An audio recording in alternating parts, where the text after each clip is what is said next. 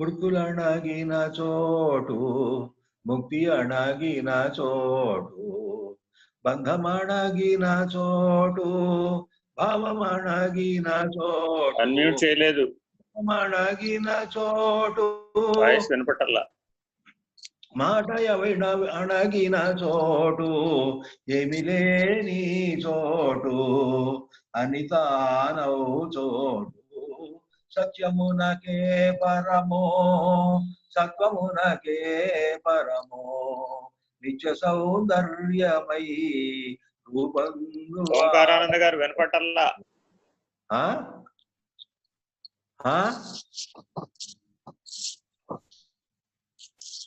Okay నేను పెట్టాడు చెప్పండి చెప్పండి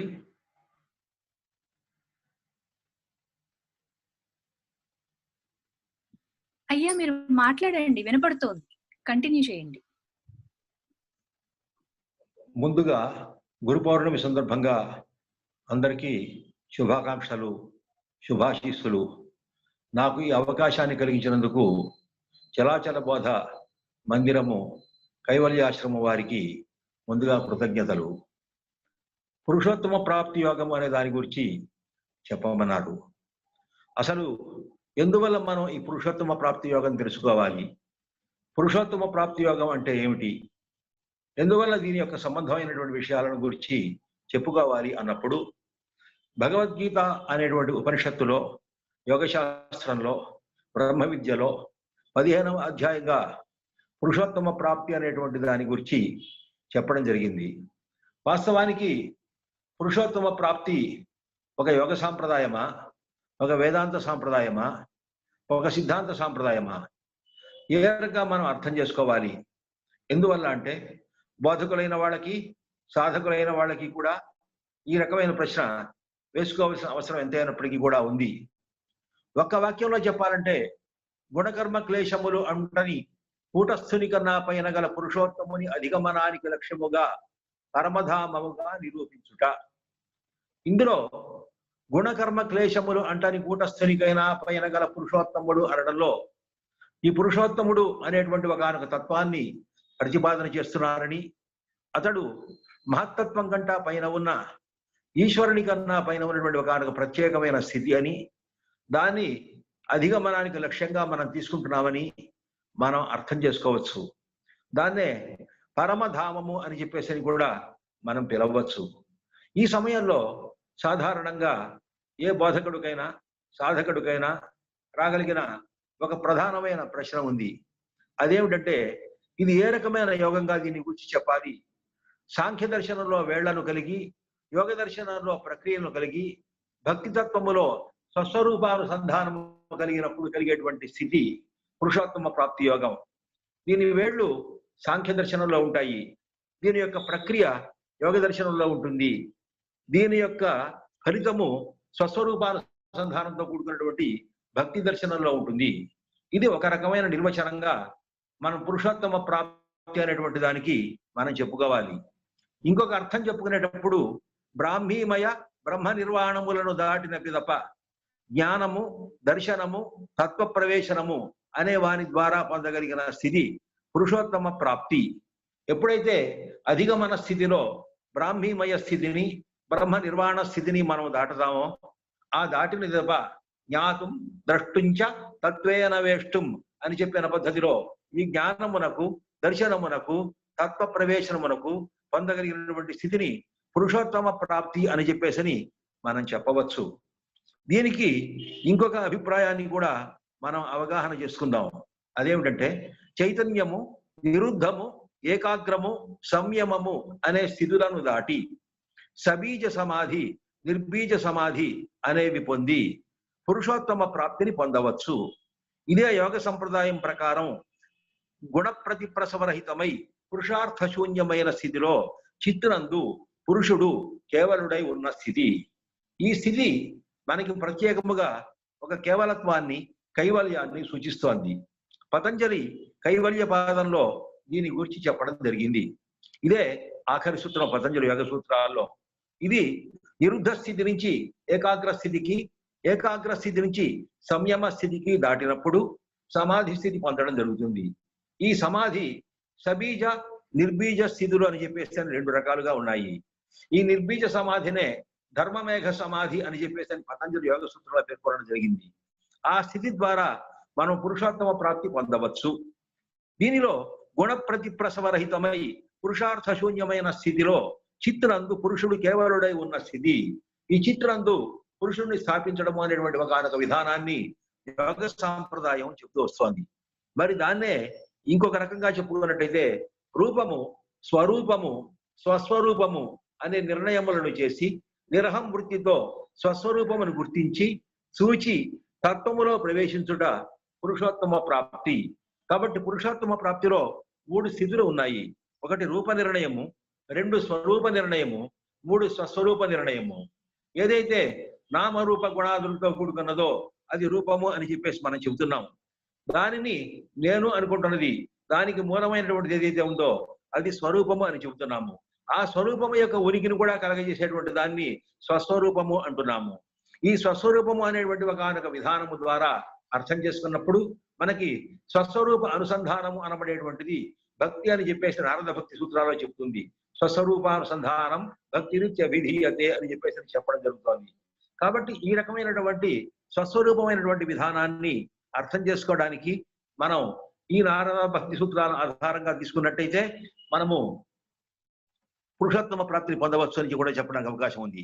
విచారణ ద్వారా అవ్యక్తమును వ్యక్తమును వేరుపరచి అవ్యక్తమును నిత్య సత్యముగా నిర్ధారించుకొని తనను తాను పురుషోత్తమ తత్వము కన్నా అభిన్నమైనదనే ఎరుక కలిగిన శాస్త్రము లేదా స్థితి. కాబట్టి ఇది ఒక ముఖ్యమైన శాస్త్రము, ఇది ఒక రహస్యమైనటువంటి శాస్త్రము. ఇది శాసిస్తోంది, రక్షిస్తోంది. దీనిలో ఒక విచారణ ద్వారా అవ్యక్తాన్ని రుజువు చేసుకుంటాం. దాన్ని వ్యక్తం నుంచి వేరు చేయడం ద్వారా మనం అవ్యక్తాన్ని అర్థం చేసుకోవడానికి ప్రయత్నం చేస్తాం. అప్పుడు నిత్య సత్యం ఏమిటి అనేటువంటి దాన్ని మనం నిర్ధారించుకుంటాం. కాబట్టి ఆ నిత్య సత్యము యొక్క స్వరూపాన్ని అర్థం చేసుకొని ఆ నిత్య సత్యముతో సమన్వయం పొందడమే మనకి పురుషోత్తమ ప్రాప్తి అని చెప్పేసి చెప్పడం జరుగుతుంది. ఈ పురుషోత్తమ ప్రాప్తి యోగము అనబడేటువంటిది భగవద్గీతలో దానికి కావలసినటువంటి సిద్ధాంతం అంతా కూడా చెప్పబడింది. అది ఒక ఈ సృష్టి, స్థితి, లయ అనేటువంటి 3 భావాలు ఏర్పడ్డప్పుడు ఈ ప్రకృతిలో పురుషుడు అవస్థితుడవుతాడు. ఆ అవస్థితులు ఉన్నప్పుడు సృష్టి వికాసం కలుగుతుంటుంది. ఆ సృష్టి వికాసంలో ఉన్నప్పుడు గుణములు, వికారములు, కర్మలు దీనిలో ఉన్నాయి. సూర్యుడు ఆత్మకారకుడుగా, చంద్రుడు మనఃకారకుడుగా, అగ్ని 4 రకాలుగా ఉన్న ఆహార ప్రదాతగా ఈ జగత్తంతా రూపుదిద్దుకుంటోంది. సృష్టి వికాసంలో ఇదంతా పురుషుని అంశయే. సూర్యుడు, చంద్రుడు, అగ్ని కూడా అవస్థితుడైన పురుషుని అంశలే. పురుషుని వికారాలే అయి ప్రకృతిగా ఆభాసిస్తున్నవే. చంద్రుని వనస్పతులకు అధిపతిగా, రసాత్మకునిగా, సూర్యుని జ్యోతిగా చెప్పడమే కాక అగ్ని వైశ్వారుడైనట్టు చెప్పడం జరుగుతున్నది. మరి జీవి మరణించేటప్పుడు ఎక్కడికి పోతున్నది, ఎవరిని చేరుతున్నది, అక్కడ ఎవరున్నారు? జీవి పురుషోత్తముని చేరుతున్నది. పురుషోత్తమ యొక్క పరంధామములో లయమవుతోంది. అక్కడ ఉండేటువంటి పురుషోత్తముడే అవ్యయుడు అని చెప్పేసి చెప్తున్నారు. ఈ లోకాలు, వేదాలు ఇవన్నీ కూడా దీన్నే అంగీకరిస్తున్నాయి. ఇటువంటి స్థితిలో మనకి సృష్టి వికాసము, సృష్టి వికారము మన కళ్ళ ముందు కనిపిస్తున్నాయి. లయ వికాసం మాత్రం మనకి తెలియటం లేదు. అయితే జీవులన్నీ మూలాన్ని చేరతాయి అనుకుంటున్నాము. అలా అనుకోవడంలోనే ఈ విశ్వం అంతా పైన వేళ్లు, కింద వరకు కొమ్మలు కలిగిన రావి చెట్టు వంటిది అని, దాని కొమ్మలు గుణములచే పెరిగినవని, దానికి గల ఎర్రని పగడాల వంటి గుర్తులే మనస్సును లోబరుచుకునే విషయ వికారాలని ఒక రూపాన్ని ఇవ్వడం జరిగింది. ఇక్కడంతా కూడా ఒక రూపాన్ని ఇస్తున్నాడు. ఇది ఒక రావి చెట్టు. దీని యొక్క వేళ్లు పైన ఉంటాయి, కొమ్మలు కిందకు ఉంటాయి, దానికి ఎర్రని గుర్తులు ఉంటాయి, అవి విషయములు. కాబట్టి విస్తరించిన జగత్తులో జనన మరణాలలో ఒక స్థితిని, మూలంలో ఒక స్థితిని, పరంలో 3వ స్థితిని చెప్పవలసి వచ్చింది. ఇక్కడ పురుషోత్తమ ప్రాప్తికి సంబంధించి జనన మరణాలతో కూడుకున్న జగత్తులో ఒక స్థితి, మూలములో ఒక స్థితి, పరములో 3వ స్థితి చెప్పడం జరిగింది. జనన మరణాల్లో ఉన్న స్థితి క్షరస్థితి కనుక ఇక్కడ గల పురుషతత్వాన్ని క్షరపురుషుడు అనాలి. కాండస్థితిని దాటి వేళ్ల మరొక పురుషుని కూటస్థునిగా అక్షరుడు అన్నారు. కర్మస్థాయిలో భూతముల్లో కలిసిన క్షరపురుషుడు, కూటస్థాయిలో కర్మ లేకుండా అక్షరపురుషుడు, వానికి పరంగా మూలం దాటాక సూర్యుడు, చంద్రుడు, అగ్ని లేని చోట అవ్యయుడై పరమాత్మయే ఈశ్వరుడనే పురుషోత్తముడున్నాడు. కాబట్టి ఇటువంటి పరిస్థితుల్లో మనకు ఈ పురుషోత్తముని యొక్క స్వభావం ఏ రకంగా అర్థం చేసుకోవాలి, దాని యొక్క స్వరూపం ఏమిటి అనేటువంటి దాన్ని మనం చెప్పుకోవాలి. కాబట్టి ఇక్కడ పురుషోత్తమ యొక్క తత్వము అనబడేటువంటిది వ్యష్టిగా ఉన్నటువంటి ఆత్మ అంశ సమిష్టిలో అక్షరమయ్యి మూలంలో అవ్యయాన్ని ఎలా కలవాలి, దీనే పురుషోత్తమ ప్రాప్తి అని చెప్పేసి మనం చెప్తున్నాము. దీనికి సంబంధించిన విషయంలో మనకి స్థూల సూక్ష్మ స్మరణను విభూతిగా గుర్తించడము. కాబట్టి ఈ సూక్ష్మం అనబడేటువంటిదంతా కూడా భగవంతుని యొక్క విభూతి అనేటువంటి ఒక భావంగా మనం గుర్తించవలసి ఉంటుంది. అప్పుడు ఈ విశ్వమంతా ఆ విభూతిని సేవిస్తున్నట్టు తెలుస్తుంది. ఎలాగంటే విషయములు తమ సమీపంలో ఉన్న ఇంద్రియాలను, ఇంద్రియాలు తమకు సమీపంలో ఉండే మనస్సును, మనస్సు తమలో తానే అయినా తలుచుకోవడంలో క్షరత్వం నుండి అక్షరత్వం వైపు అడుగులు వేసుకోవడము అనబడేటువంటిది జరుగుతూ వస్తుంది. ఈ స్థూల శరీరంలో ఉండేటువంటి సూక్ష్మ స్మరణను విభూతిగా, విషయాత్మకమైన ప్రకృతిలో గల ఇంద్రియాల ద్వారా గల సంబంధాన్ని ఆత్మయోగంగా గ్రహించడానికి వీలవుతుంది. ఇదే పురుషోత్తమ ప్రాప్తి. ఈ పురుషోత్తమ ప్రాప్తిలో నరుడు నారాయణ తత్వం పొందడం అనబడేటువంటిది మనకు జరుగుతూ వస్తుంది. రెండవ మార్గము ఉపసేవన. ఉపసేవన అంటే సమీపంలో ఉండి సేవించడం. మానవ ప్రకృతి విషయోన్ముఖం అవుతుంది, దాన్ని అభిరమణం అంటారు. అనగా ఇంద్రియాలకు తెలిసి దాని పట్ల ఆకర్షణ కలగడం. అటువంటి అభిరమణంలో ఉపసేవనను గుర్తించి ఆత్మకు కాక ఆధ్యాత్మికతకు ప్రాముఖ్యత చెప్పడం మాత్రమే అభిరమణం అవుతుంది.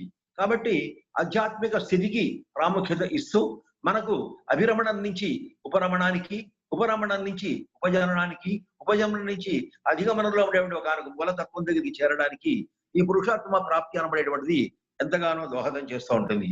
ఇది ప్రధానంగా సిద్ధాంతపరంగా చెప్తున్నటువంటి ఒక అంశం. మరి దీనికి ఈ పురుషోత్తమ ప్రాప్తి యోగాన్ని పొందడానికి అర్హత ఏమైనా ఉందా? ఆ రకమైన అర్హత యొక్క స్వరూపాన్ని ఏ రకంగా చెప్పారు? మానమోహములు లేనివారు, సంఘదోషములు గెలిచిన వారు, సుఖములు దుఃఖములు అనే పేర్లు గల ద్వంద్వములు లేనివారు, సదా వివేకం గలవారు, వీళ్ళందరూ కూడా మనకు ఈ పురుషోత్తమ తత్వాన్ని పొందడానికి అర్హులైనటువంటి వాళ్ళు అనేటువంటి విషయాన్ని చెప్తారు. వీళ్ళందరూ కూడా ఈ అశ్వత్థ వృక్షాన్ని వివేకమైనటువంటి ఖడ్గంతో ఖండించి ఆ మూలమును ఛేదించి మూలమును దాటి ఎక్కడైతే సూర్యుడు, ఎక్కడైతే చంద్రుడు, ఎక్కడైతే నక్షత్రాలు ఇవేవి ఉండవో, ఎక్కడైతే అగ్ని ఉండదో, ఏదైతే కేవలం సదా శూన్యస్థితి అయి ఉంటుందో ఆ శూన్యస్థితిని చేరడం కోసం గాను ప్రధానమైనటువంటి ప్రయత్నం చేయడం అనేటువంటిది పురుషోత్తమ ప్రాప్తి యోగంలో ఉండే ప్రధానమైన అంశం. దీన్నే నతద్భాసయతే సూర్యో నశిశాంకో న పావకః యద్గత్వా ననివర్తంతే తద్ధామ పరమం మమ అని చెప్పేసి పురుషోత్తమ ప్రాప్తి యోగం చెబుతోంది. నతద్భాసయతే సూర్య, అక్కడ సూర్యుడు ప్రకాశించడు. నశశాంకో, చంద్రుడు ప్రకాశించడు. నా పావకః, అగ్ని కూడా ప్రకాశించడు. యద్గత్వా ననివర్తంతే, అక్కడికి వెళ్ళడంతో మళ్ళీ వెనక్కి తిరిగి రావడం అనేటువంటిది ఉండదు. కాబట్టి పునరావృత్తి లేనటువంటి ఒకానొక అఖండాకార వృత్తిలో, బ్రహ్మాకార వృత్తిలో తాను లయమవడమే పురుషోత్తమ ప్రాప్తి అని చెప్పేసి మనం చెప్పుకుంటాం. అటువంటిప్పుడు ఈ పురుషోత్తమ తత్వాన్ని గురించి సిద్ధాంతపరంగా భగవద్గీత 3 స్థితులు ప్రతిపాదిస్తోంది. ఏదైతే క్షరమైన ఉందో, భూతములతో కూడుకున్నదో దాన్ని క్షరపురుషుడు అని చెప్పడం జరిగింది. దానికంటా కూడా కూటస్థుడైనటువంటి వ్యక్తిని అక్షరుడు అని చెప్పి జరిగింది. వారికంటా అన్యుడైనటువంటి వాడిని పురుషోత్తముడు అని, పరమాత్మ అని ప్రశంసిస్తూ అతన్ని విభర్త్యవ్యయ ఈశ్వర అని చెప్పేసి పేర్కొంది. విభర్తి అంటే అన్నిటిని కూడా భరించేటువంటి వాడు, అవ్యయ అంటే అన్నిటి నుంచి కూడా అసలు అవ్యయము కాకుండా ఉండేవాడు, ఈశ్వర అంటే కర్మ క్లేశములు అంటని వాడు. ఈ ఈశ్వర శబ్దాన్ని గురించి మనకు పతంజలి యోగ సూత్రాల్లో చక్కని వివరణ, విశ్లేషణ ఇవ్వడం జరిగింది. ఎవరైతే క్లేశ కర్మ అపరామృష్ట పురుష విశేష ఈశ్వర అని చెప్పాడు. కాబట్టి ఈ క్లేశములు, కర్మలు అనేటువంటివి అంటకుండా ఉన్నటువంటి పురుష విశేషమైన వాడిని ఈశ్వరుడు అని చెప్పేసి పతంజలి యోగ సూత్రాల్లో నిర్వచించడం జరిగింది. అదే భావాన్ని ఇక్కడ కనుక అన్వయం చేసుకున్నట్టయితే ఆ అవ్యయమైనటువంటి తత్వమే బ్రహ్మమైన తత్వము. విభక్తి అంటే బ్రహ్మము భరించున్నది, అవ్యయము వ్యయము కానటువంటిది అయినటువంటి ఒకనొక తత్వంగా మనం తీసుకున్నప్పుడు ఇక్కడ అనుష్ఠాన భాగము ఏ రకంగా మనం చెప్పుకోవాలి? ఎందుకంటే పురుషోత్తమ ప్రాప్తి యోగము 15వ అధ్యాయంగా చెప్పబడింది. 12వ అధ్యాయం దగ్గర నుంచి 18వ అధ్యాయం వరకు ఉన్నటువంటి దానిలో మనకి మొత్తం అంతా కూడా అనుష్ఠాన భాగమే మనకు కనపడుతుంది. మొట్టమొదట జ్ఞానముతో, దర్శనముతో, తత్వ ప్రవేశముతో భక్తి యోగములకు ప్రవేశించి ఆ భక్తి యోగములో కర్మఫల త్యాగము, శాంతి అనేటువంటివి, శాంతి తర్వాత ఉండేటువంటి స్థితి అనేటువంటి ముఖ్యమైన తెలిసిన తర్వాత క్షేత్రజ్ఞ విభాగ యోగం ద్వారా ఇది క్షేత్రము, ఇది క్షేత్రజ్ఞుడు, ఇది హేతువు, ఇది భోక్త అనేటువంటి భావాన్ని తెలిసి గుణమును అర్థం చేసుకున్న తర్వాతనే పురుషోత్తమ ప్రాప్తిలోకి ప్రవేశించడం అనేటువంటి జరుగుతుంది.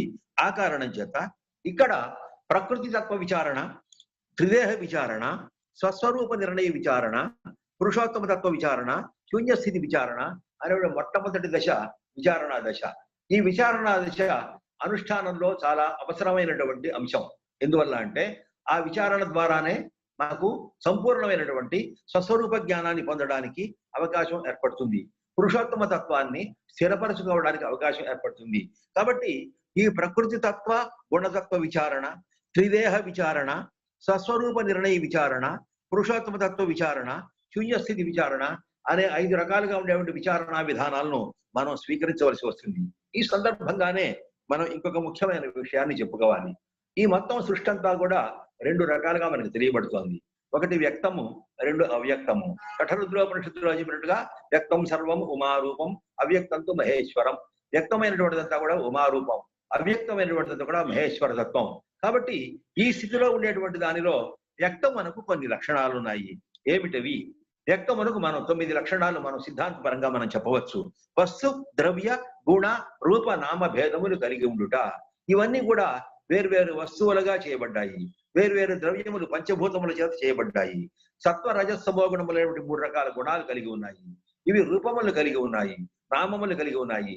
ఈ రకమైనటువంటి స్థితి వ్యక్తము యొక్క ప్రధానమైన లక్ష్యము. అదే విధముగా ప్రతి వ్యక్తము అని చెప్పేసి పిలువబడేటువంటిది సృష్టి, స్థితి, లయ, తిరోభవ, అనుగ్రహములు అనేటువంటి భావాలకు ప్రత్యేకంగా లొంగి ఉన్నది. అదే విధముగా భూతకాలము చేత, వర్తమానం చేత, భవిష్యత్ కాలము చేత ఇది అవచ్ఛేదము చేయబడుతోంది. దానివల్లనే మనలో బాల్యము, యవ్వనము, కౌమారము, వార్ధక్యము మొదలైనటువంటి వేరు దశలన్నీ కూడా మనకి ఏర్పడుతోంది. అదే విధంగా ఆది భౌతికమైన, ఆది దైవికమైన, ఆధ్యాత్మికమైన 3 రకాలైనటువంటి తాపాలను మనం చూడవచ్చు.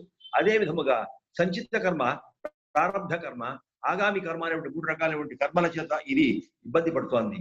ఆణవ, మాయ, కార్మికము అనేటువంటి 3 రకాలైన మలముల చేత అపరిశుద్ధత పొందుతోంది. రాగము, ద్వేషము, అవిద్య, అస్మిత, అభినివేశము అనేటువంటి 5 రకాలైనటువంటి క్లేశముల చేత బాధపడుతోంది. శాస్త్రవాసన, దేహవాసన, లోకవాసన అనే 3 రకాలైనటువంటి వాసనల చేత బాధపడుతోంది. అదే విధముగా ప్రమాణము, విపర్యయము, వికల్పము, నిద్ర, స్మృతి అనే 5 చిత్తవృత్తుల చేత బాధపడుతోంది. ఈ రకంగా ఉండేటువంటిదంతా కూడా మనం వ్యక్తము అని చెప్పేసి మనం చెప్పవలసి ఉంటుంది. ఈ వ్యక్తము యొక్క స్వరూపాన్ని మనం అర్థం చేసుకున్నప్పుడు మాత్రమే మనము ప్రకృతత్వ, గుణతత్వ విచారణకు, త్రిదేహ విచారణకు, స్వస్వరూప నిర్ణయ విచారణకు, పురుషోత్తమతత్వ విచారణకు, శూన్యస్థితి విచారణకు మనం కోరుకొనవలసి ఉంటుంది. ఇది వ్యక్తము అని చెప్పేసి తెలిసిన తర్వాత ఇది కానటువంటిది ఏది అని చెప్పేసి అంటే అవ్యక్తమైనది.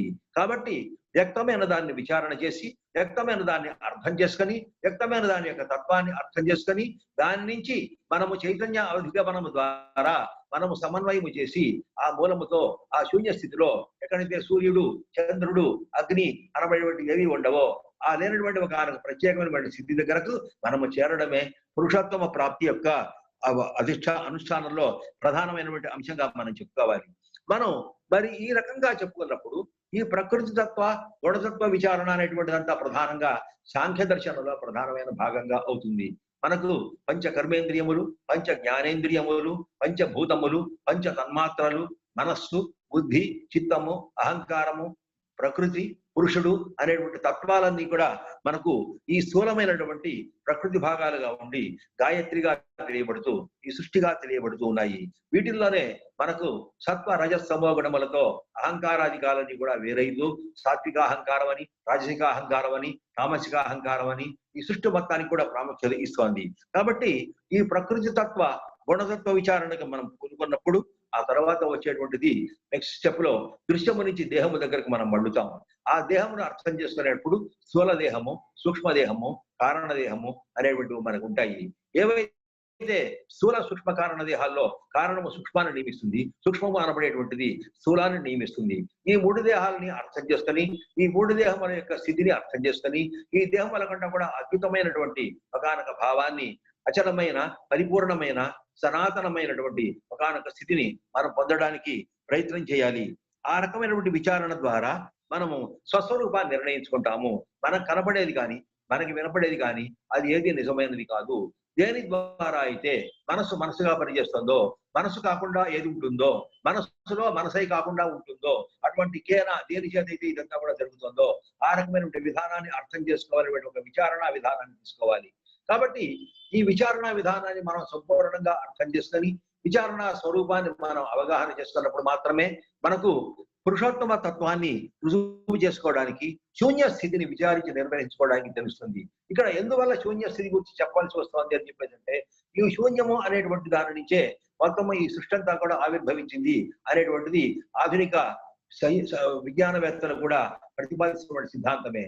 ఇదే స్థితిని ఎక్కడైతే సూర్యుడు చంద్రుడు లేదు అని చెప్పేసి పిలుస్తారో, పెంజీకటి కవ్వాల ఎవ్వండే కా కొంచెం వేరుగా అతననేసే విందుల్ అని భాగవతంలో చెప్పడం జరుగుతూ వచ్చిందో, ఆ రకమైనటువంటి ఒకనొక పెంజీకటి కవ్వాల ఉండేటువంటి ఏకాగ్రమైనటువంటి ఒకనొక స్థితిలో ఉండేటువంటి ఒకనొక జ్యోతిర్మయ తత్వాన్ని, విశోకమైనటువంటి తత్వాన్ని, ఒకనొక పరిపూర్ణమైనటువంటి శూన్యతత్వాన్ని, ఒకనొక అచలమైనటువంటి అఖండమైనటువంటి సమగ్రమైనటువంటి తత్వాన్ని ఏదైతే ఉందో దాన్నే ఆ శూన్యతత్వంగా మనం భావించవచ్చు. శూన్యం అంటే ఏది లేదు అని కాదు, అన్ని అందులోనే ఉన్నాయి. కానీ మనకు అది ఇంద్రియముల ద్వారా మాత్రం ఏమాత్రం అర్థం కాదు. అది కేవలము కూడా జ్ఞానచక్షువుల ద్వారా మాత్రమే మనకు అర్థం అవుతుంది. అటువంటప్పుడు ఆ రకమైనటువంటి జ్ఞానచక్షుల ద్వారా మాత్రమే బోధించడానికి యోగ్యమైనటువంటి, బోధపడేటువంటి భావం ఏదైతే ఉందో, ఎవరైతే ఉత్క్రమణ కాలంలో ఈ ఆత్మ యొక్క స్వరూపాన్ని వాసనతో ఉందా, గుణములతో ఉందా అనేటువంటిది గ్రహించేటువంటి యోగులు ఎవరైతే ఉంటారో వాళ్ళు మాత్రమే ఈ రకమైనటువంటి పురుషోత్తమ ప్రాప్తి యోగాన్ని పొందడానికి అర్హులు అని చెప్పేసి కూడా చెప్పడం జరుగుతూ వస్తుంది. ఈ విచారణ మార్గాలలో మనకి పురుషోత్తమ తత్వాన్ని మనం ప్రధానంగా చెప్పుకున్నప్పుడు క్షరపురుషుడు, అక్షర పురుషుడు దాటినటువంటిది పురుషోత్తమ తత్వం అని చెప్పేసి మనం ప్రత్యేకించి చెప్తున్నాం. కాబట్టి ఈ రకమైనటువంటి స్థితిని కనుక అవగాహన చేసుకున్నప్పుడు ఆ పురుషోత్తమ తత్వం యొక్క స్వరూపాన్ని మనం పెంచుకుంటూ పోతున్నప్పుడు దానిలో లయం అవడమే పురుషోత్తమ ప్రాప్తి యోగము. కాబట్టి విచారణ ద్వారా మనం ఏమి సాధించగలుగుతున్నాం? మనస్సును పదిలపరుచుకుంటున్నాము. కాబట్టి మనస్సును పదిలపరుచుకొని విచారణ ద్వారా మనస్సు పదిలపరుచుకొని దాని ద్వారా సంకల్పము, వికల్పము, నిర్వికల్పము అనేటువంటి 3 రకాలైనటువంటి స్థితులను దాటి సాంఖ్యము, తారకము, అనుమనస్కము అనేటువంటి స్థితులను దాటి మనము ధ్యానము, నామస్మరణ, మౌనము అనే 3 ప్రధానమైన స్థితులను తీసుకోవాలి. ఎందువల్ల ఈ 3 తీసుకోవాలి? నామస్మరణ అనేటువంటిది ఏమిటి అని చెప్పేసి అంటే తత్వమును స్మరించుట. ఈ సృష్టి మొత్తానికి కూడా ఇది ఒక పాస్వర్డ్ లాంటిది. ఈ సృష్టి మొత్తాన్ని కూడా ఒక నెట్వర్క్ అని చెప్పేసి మనం అనుకున్నట్టయితే, ఈ నెట్వర్క్ ఉండేటువంటి ఒక పాస్వర్డ్ కనుక మన చేతిలో పెట్టుకున్నట్టయితే మనకు ఈ సృష్టి యొక్క స్వరూపాన్ని అర్థం చేసుకోవడం అనేటువంటిది మనం అవగాహన చేసుకుంటూ ఉంటాము. ఈ సృష్టి యొక్క తత్వాన్ని కూడా మనం అర్థం చేసుకుంటాము. కాబట్టి ఆ పాస్వర్డ్ అనేటువంటిదే నామము. నామమును స్మరించడం ద్వారా, నామము యొక్క తత్వమును అవగాహన చేసుకోవడం ద్వారా, తత్వముతో తన్మయత్వము, మమైక్యము పొందడం ద్వారా ప్రతి వ్యక్తి కూడా ఒక మూలము యొక్క స్వరూపాన్ని అవగాహన చేసుకోవడానికి అవకాశం వస్తుంది. ఆ తర్వాత ఇంకొకటి ధ్యానము అని చెప్పేసి పిలువబడేది. ఈ ధ్యానము అనేటువంటిది కూడా అనుష్ఠానంలో భాగంగానే మనం చెప్పవలసి ఉంటుంది. కాబట్టి ఈ ధ్యానం యొక్క స్వరూపాన్ని అర్థం చేసుకొని, ఈ ధ్యానం యొక్క తత్వాన్ని అవగాహన చేసుకొని మనము పురుషోత్తమ ప్రాప్తిని పొందడానికి అవకాశం ఉంది. చివరి దశగా చెప్పాల్సింది మౌనము. మౌనము అంటే దాని గురించి రకరకాలైనటువంటి అభిప్రాయాలు ఉన్నప్పటికీ మౌనము అనబడేటువంటిది ప్రవృత్తి, నివృత్తి అనే 2 భావాల్లోనూ కూడా కట్టుబడకుండా ఉండేటువంటి ఒక స్వేచ్ఛామయ స్థితి ఏదైతే ఉందో దాన్ని మౌనము అని మనం అర్థం చేసుకోవచ్చు. కాబట్టి ప్రవృత్తి భావము దానిలో లేదు, నివృత్తి భావము లేదు. ఈ పని చేయకూడదు అని లేదు, ఈ పని వదలకూడదు అని లేదు. కాబట్టి ఈ రకమైనటువంటి స్థితి ప్రకారంగా చూసుకుంటే ఈ పురుషోత్తమ ప్రాప్తి యోగం అని చెప్పేసి పిలువబడేటువంటిది ఒక అపురూపమైనటువంటి ఒక వేదాంత విచారణతో, సాంఖ్య విచారణతో, యోగ ప్రక్రియతో, భక్తి మార్గంతో కూడుకున్నటువంటి ఒకనొక విధానం అని మనకు అర్థం అవుతూ వస్తుంది. కాబట్టి ఈ పురుషోత్తమ ప్రాప్తి యోగం అనబడేటువంటి దాన్ని మిగిలినటువంటి యోగ విధానాలతో సమన్వయం చేసి చూసినట్టయితే అన్న ప్రశ్న వేసుకోని అవసరం లేదు. ఎందువల్ల అంటే ఏ మానవుడైనా సరే పుట్టిన తర్వాత చివరికి చేరవలసినటువంటి స్థితి ఏది అని చెప్పేసి అంటే పురుషోత్తమ స్థితి మాత్రమే. కాబట్టి ఆ పురుషోత్తమ స్థితిని మనకు శ్రీకృష్ణార్జున సంవాదంలో బ్రహ్మ విద్య అయినటువంటి భగవద్గీత దాన్ని ప్రతిపాదన చేస్తున్నటువంటిది. ఆ రకమైనటువంటి పురుషోత్తమ ప్రాప్తిని మనం పొందడానికి ప్రయత్నం చేద్దాం. పురుషోత్తమ ప్రాప్తి యొక్క స్వరూపాన్ని అవగాహన చేసుకోవడానికి ప్రయత్నం చేద్దాం. శుభమస్తు, శుభమస్తు, శుభమస్తు.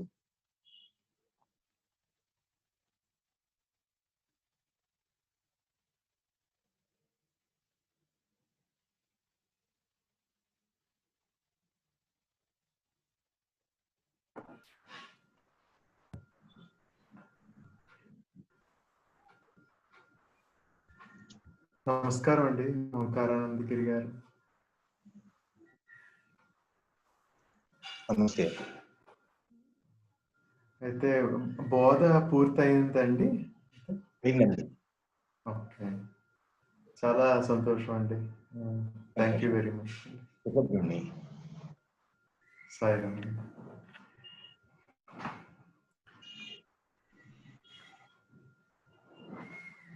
అయితే అనురాధ గారు, మీరు స్తోత్రం పాడతారన్నారు కదండి, ఇప్పుడు పాడగలుగుతారా? మీరు కానీ గీతావాణి గారు కానీ చాట్లో తెలియజేస్తారా?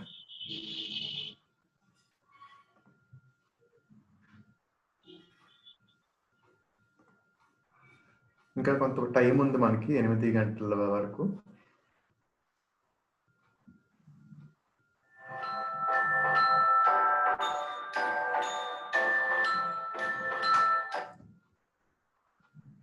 ఓకే.